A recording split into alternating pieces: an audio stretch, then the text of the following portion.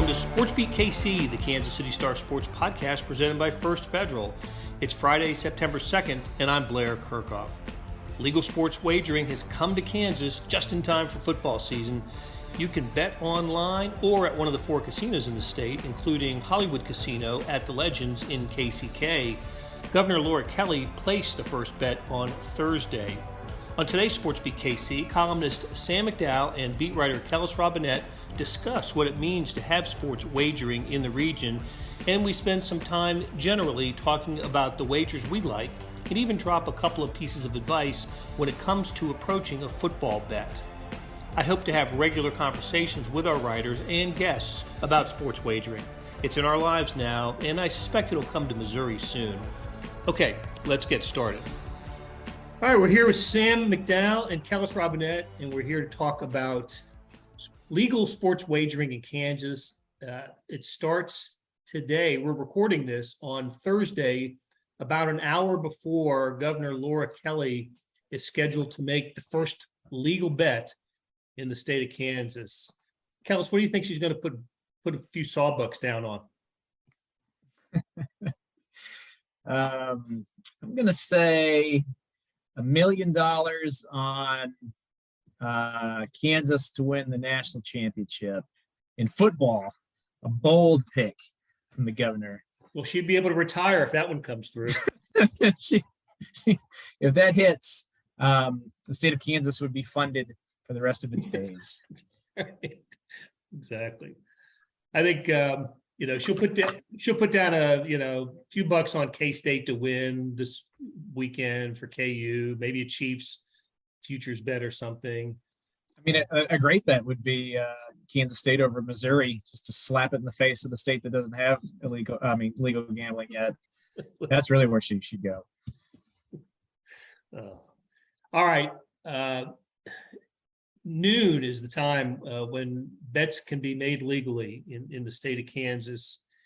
Kellis, I know that you have downloaded a few apps. Just take us through the process of just what are you going to do? What is when it becomes legal? You don't have to tell us exactly what your bets are going to be, but what kind of bets interest you? What are you going to do? First of all, let me ask you this: how did you go about downloading the apps on the phone? Just and all of them offered some sort of financial incentive. How was that used?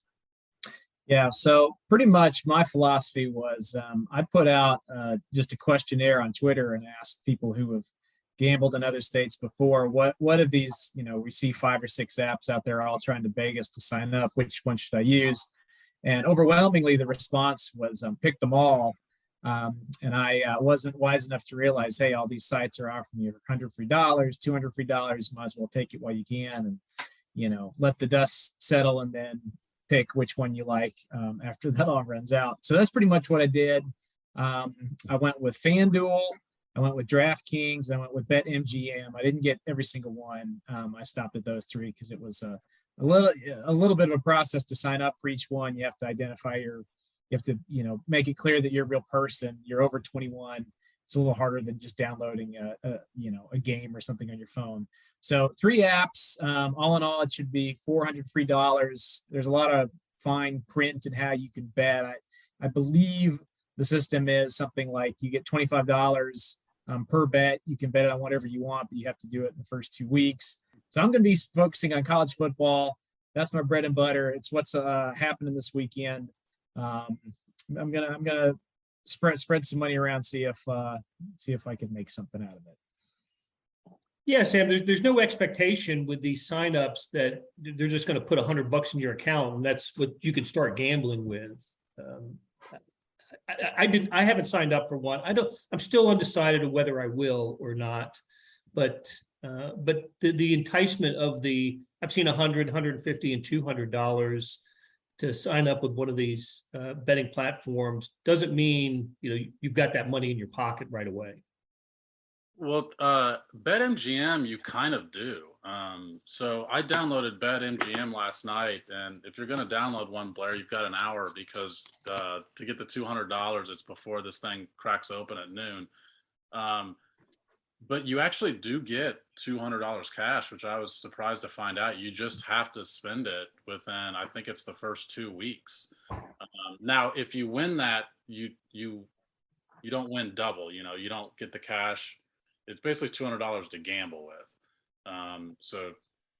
But it took me 2 minutes maybe to go through the Bet MGM, and I'm probably going to sound like a spokesperson of this app, but on the App Store, it has 101,000 reviews, and they're all 5 stars.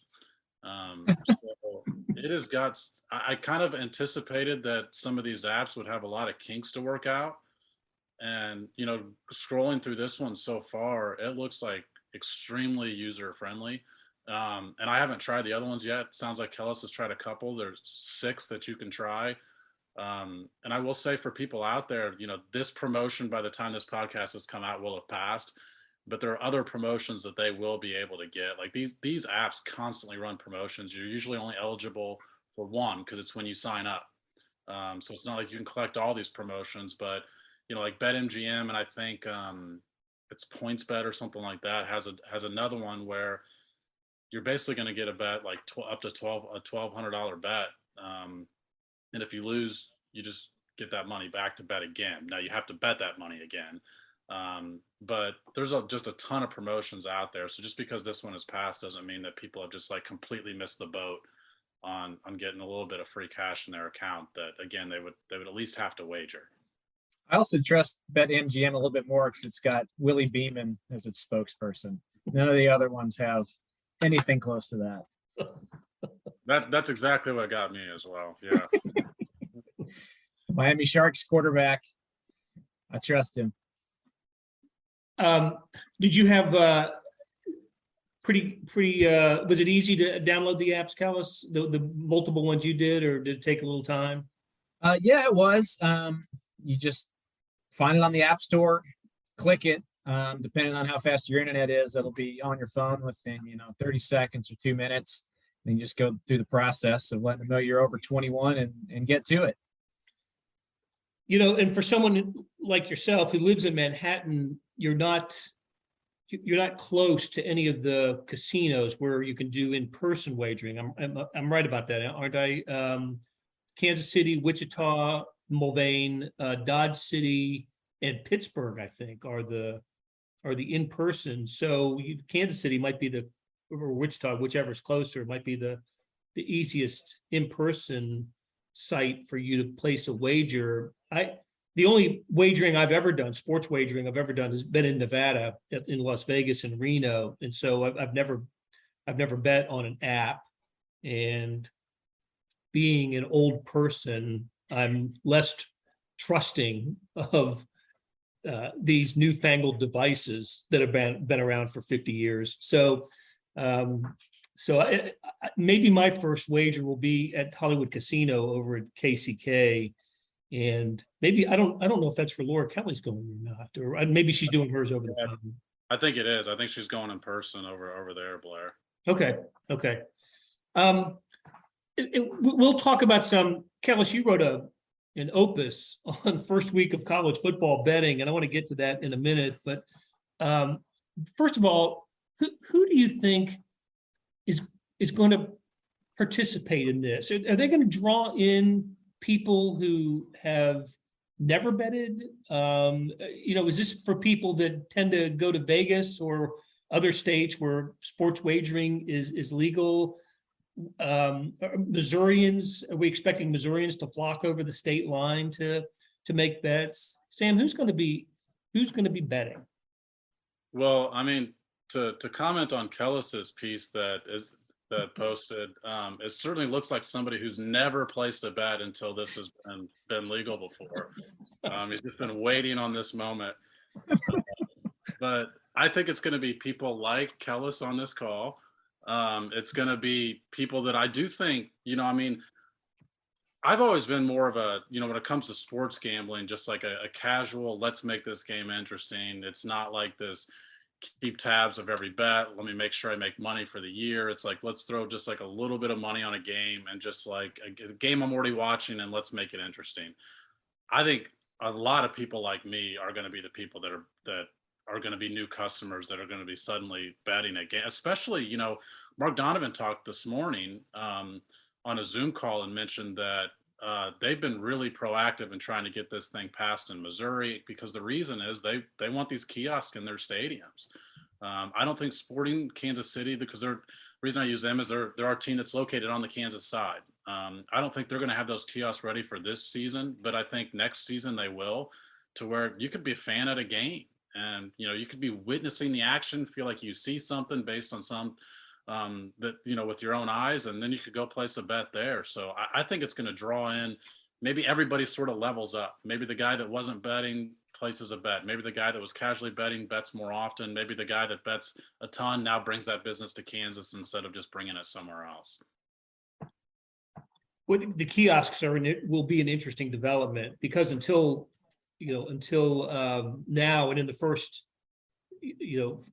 year or so of legal betting in Kansas, it's only going to be two ways. It's on your app or in person at, like I said, the 4 casinos. But a kiosk at Children's Mercy Park, I would think if that could happen, or maybe it's more of a when it will happen, quite an advantage for Sporting KC to have that in their stadium, and placing bets on prop bets, goals per game, goals per player, those sorts of prop bets.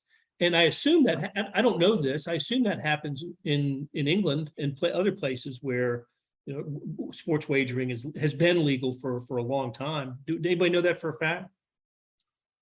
Pretty sure in the Premier League, yes, they've got stuff in stadium you can bet right there. That's a big draw for them. Heck yeah! I mean, and it wouldn't. I would assume that it wouldn't just be betting on that game or that sport. You'd be able to bet on anything at a kiosk at a stadium, and maybe that's an attraction to sell more tickets to a sporting game. Not that they hurt for selling tickets; they're always sold out. But anyway, I hadn't thought about the kiosk, but that is. And look, if Missouri passes it and it gets to Arrowhead Stadium, that's what a major development that would be. I don't know if that exists elsewhere in the NFL, Sam, but that's just me not.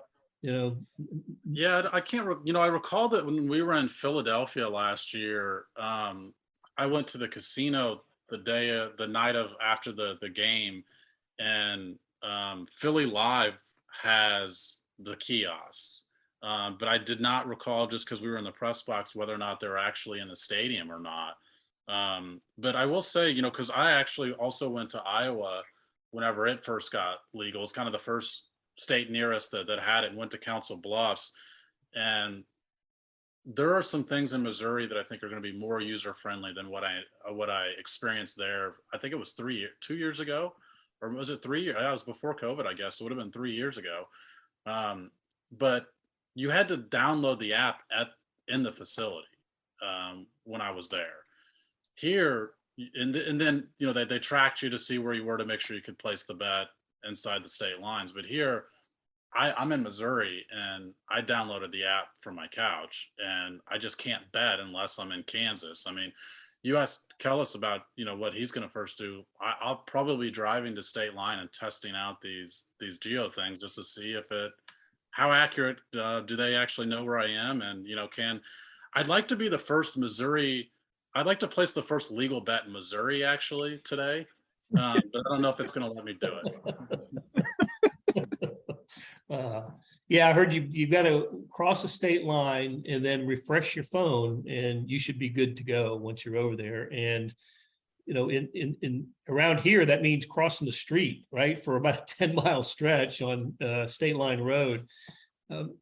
So let me ask each of you what your favorite type of bet is, and after that we'll take a break and come back and we'll get into just some specific games that Kellis has already posted. So but Kellis, start with you. What's your favorite type of bet? My favorite one's a bad one. I'm going to try to not do it here this first week, but I'm a sucker for a parlay bet, especially if you can get like 2 or 3 underdogs you're confident in. Unfortunately, I've never had that hit too often. So like I said, I'm the guy that casinos love when I walk in there, trying to just basically just give them $10. But there's just a nice thrill when those do hit. You get a huge return on it. So, and there's nothing, I've even there was one time I put $5 down when I was in Reno visiting my brother who lives out there. Put $5 down on like a wild 8-team parlay, and it ended up hitting, and that was a very unexpected addition to my wallet for that week. So when those hit, there's always a nice bonus. You got to say the payout on that, Kellis. It was like put $5 down. I think I got something like $250 back. So a nice return on investment right there. But I've lost $5 doing that so often. I still don't know if it's worth it. Well, and a parlay, of course, is a multiple bet, right? It's one bet with multiple teams. Yes, you're making it much harder on yourself. Instead of saying I think this team will beat this team, you're saying I think all of these 8 teams will win, and if you get one of them wrong, you lose. So yeah, but it is the way to make big money, right? It's like betting long shots at a horse or a dog park. The only way to make money is to bet the long shot, and the only way to make big money is to win the parlay. So, how about you, Sam? Similar, but a little bit easier to win. I like betting teasers in the NFL in particular. So teasers are when you change what the line is. Usually you get 6.5 extra points, and you can combine 2 teams, and it pays out close to even money. So let's say, heck, the Chiefs are a good example. I think they're favored 3.5 in Arizona. 3.5 suddenly becomes 10. Now they're favored by 10. So you've got more cushion to work with, but the similarity with the parlays, you've got to hit them both. Or, you could do 5, 6, 7 team teasers as well, but I usually stick with 2 or 3, but you've got to hit them all. You go 2 out of 3, you lose the bet. And those, the best teasers to take are numbers that hop, or when it hops the key numbers. So in football, that's 3, 6, 7. Those are pretty common margins of victory. So when you can get a teaser that can hop like all 3 of those numbers, a team that's favored 2 suddenly becomes favored by 8.5. And similarly for an underdog by those numbers as well. I mean, when you can hop those numbers when you get 6.5 extra points, those are the ones that you actually can make a little bit of money on. And I mentioned, it goes back to probably what Kellis said too. I mean, it goes back to just, I want to have more interest in more games, right? And I'm sure that's what Kellis is doing when he parlays. That's what it allows you to do, is maybe risk less money while still being able to say, hey, I care about 6 games today instead of just this one. And mine may be the simplest of all, or at least one of the simplest, and that is the victory total, the over-under victory total. I really like that because it can keep you engaged throughout an entire season, one bet throughout a season. So like Kansas State, the latest over-under I've seen for Kansas State is 6.5 victories. I think Kansas State will win more than that. So I would bet I'd make that wager. And if I'm going to do it, I have to do it before Kansas State obviously plays its first game. And that way I'm invested in Kansas State the entire season. So I like that. It's just too slow of a return for me. I've never been much of a futures guy. I couldn't bear myself to put like $100 down on the I was going to say Chiefs, but I don't want to curse anybody. Say the Raiders, and then Devontae Adams breaks his leg in the first game. Well, it doesn't mean you can't have other bets during the week, but I'm just saying that. Plus, Kellis, in that case, you don't have to wait. You already know the outcome. That's right. One weekend. Well, touche. All right, guys, let's take a break. When we come back, I want to maybe get into some specific wagers for. I'm not here. We're not here to give betting advice, but just kind of share our experiences of legal wagering coming to Kansas. We'll be right back. Buying your first home is a huge milestone, but the journey there can be confusing. First Federal Bank of Kansas City is here to make it simple. After nearly a century of serving the KC community, our loan advisors have experience in every type of housing market. With a short phone call, we can give you a free rate quote and talk through loan options. No pressure, no obligation. The road to home ownership can be simple with First Federal Bank. Get started with a free quote at ffbkc.com/homes. First Federal Bank of Kansas City, because banking is personal. Member FDIC, Equal Housing Lender. Hey, this is Blair. There are several ways to access the Star Sports section. Let me tell you about a couple of them. There is Sports Pass. For $12.99 a month, you get unlimited digital access to all of the Star Sports content, including beat writing, columns, features, pretty much everything we write. The deal renews monthly until you tell us to cancel. For $159.99 a year, you get everything the Star has to offer digitally, including sports and the e-edition. Go to kansascity.com and drop down to the bottom of the page where it says Start a Subscription for more information. Your support has never been more important. As always, thanks for reading and listening.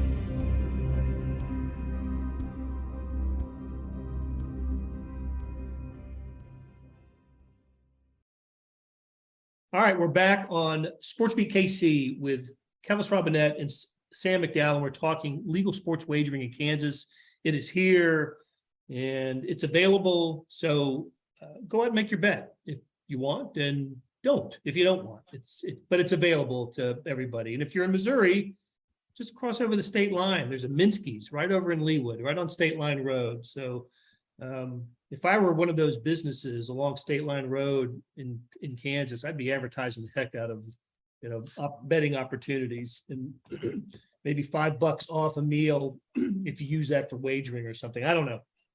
Eat and bet here, shop and bet here. That's right. Shop and bet. We should start putting, we should put all our KC Star newsstands right on State Line. For an extra $1, you can have the paper and bet too.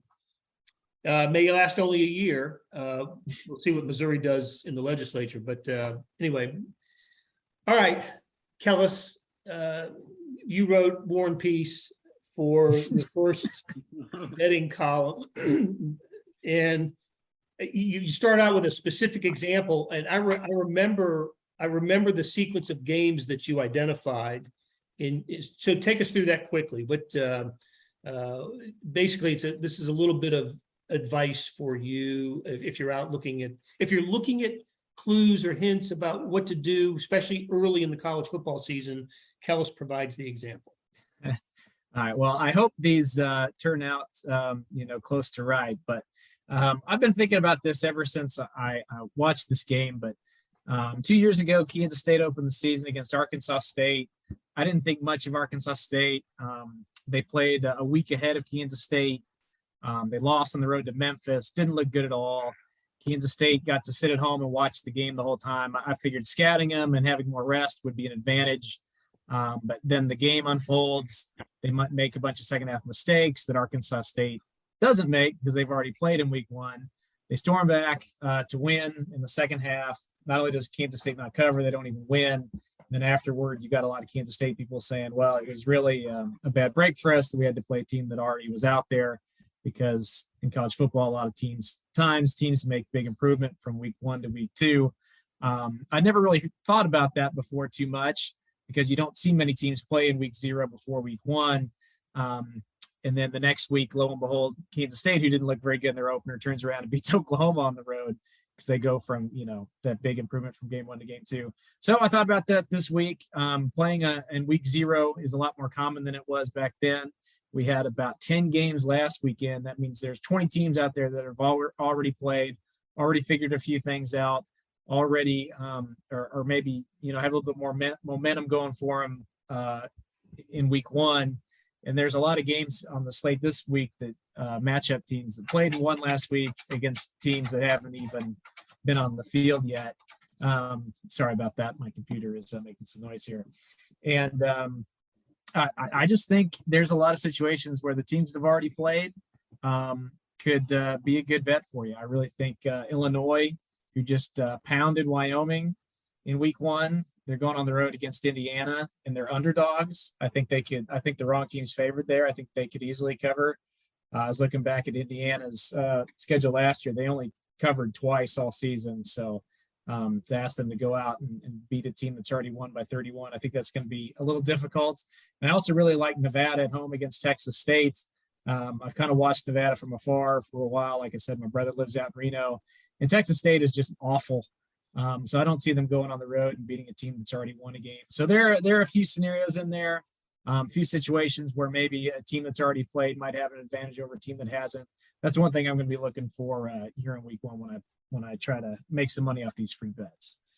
I will say what I really liked about that example that Kellis used is for people that haven't bet before and now we're going to be getting into it. When there are lines that really surprise you, it's always worth a second look for why.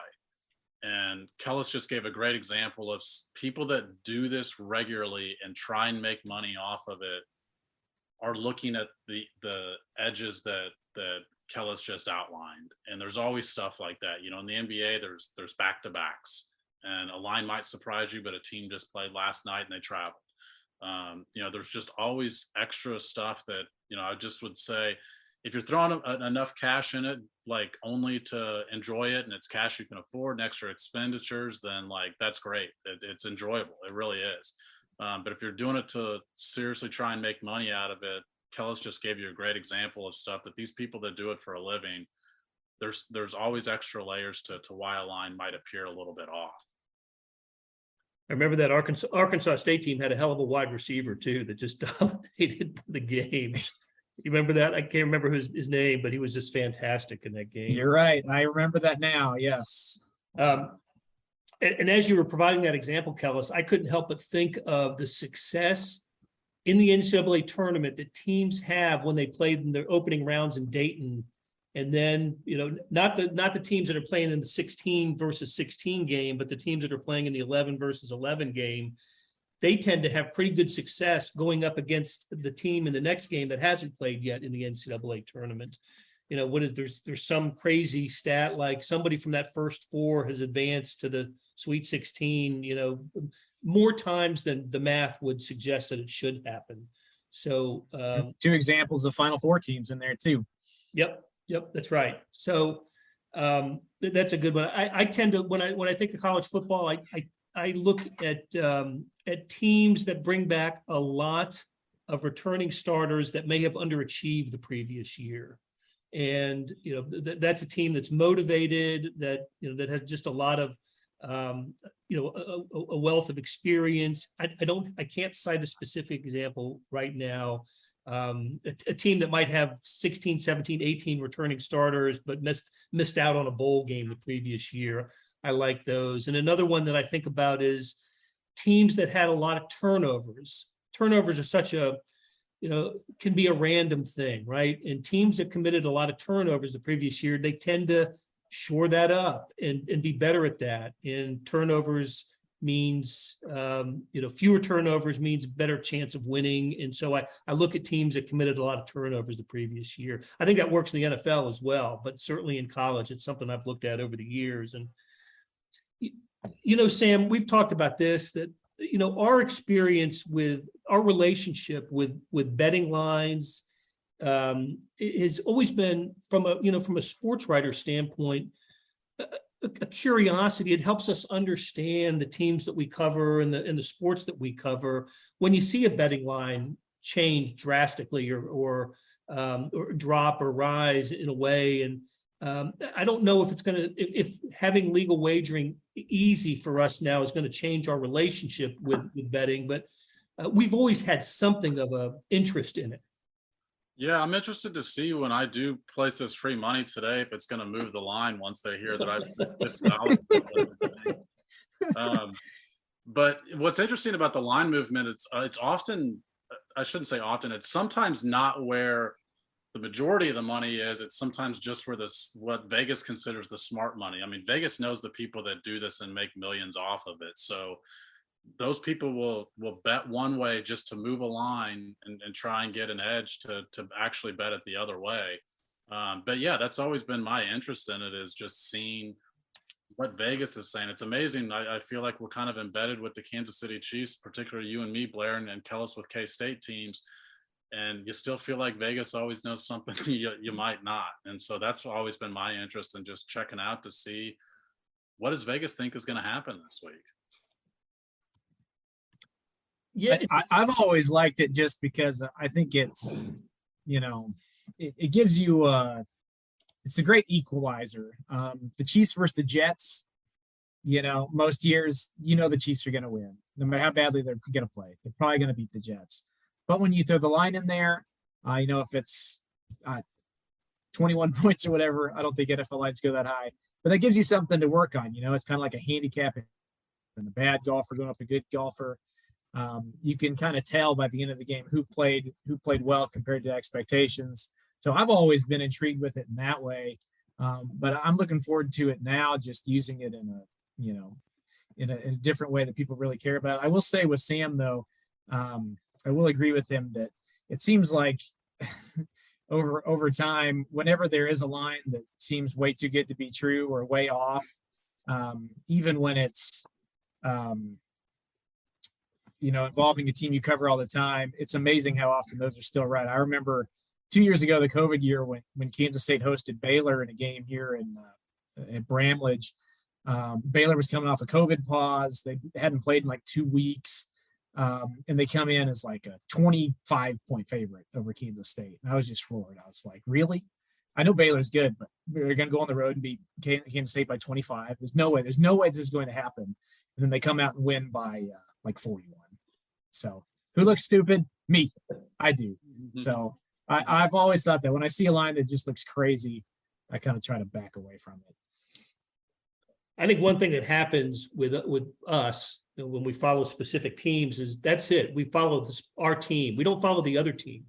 We become mini experts on those teams in the week that they're playing the teams that we cover, and that's not how it works with people that set lines. They are experts on every single team, and I think that may help explain why I feel the way I do sometimes, when the anger I feel when Vegas or the odds makers seem to know more about the team that I'm covering than I do when it comes to odds. So anyway, hey, I hope we can continue this conversation on a regular basis because sports wagering is here on a full-time basis, and we're going to be in its football season. So other states started, they went live in times other than football. Kansas not only got it done quickly, but is opening in time for Kansas and Kansas State football, for Chiefs football. It's and you can continue to bet. You can bet Royals, NASCAR. I think everything's available, right? Why wouldn't it be? And the race is coming to the Speedway here in another week or so. So all right, for Kellis Robinett, Sam McDowell, great talking with you guys, and we'll do it again soon. That will do it for today and this week on SportsBeat KC. Thanks to our production staff of Monty Davis, Randy Mason, George Howard, Jeff Rosen, and Chris Fickett, and to our sponsor, First Federal Bank. Their website is ffbkc.com. Tip of the cap to Kellis Robinett and Sam McDowell for sharing their insights. Bet the over on them every time. Morning Sports Edition was loaded with 38 pages of good stuff today. Missouri's football victory, Pitt's thrilling victory over West Virginia in the renewal of the Backyard Brawl, U.S. Open tennis, golf, auto racing, baseball, you name the sport, it was covered in the Morning Sports Edition. Go to liveedition.kansascity.com for more information. Thanks for listening, and we'll be back soon with another episode. Have a great Labor Day weekend.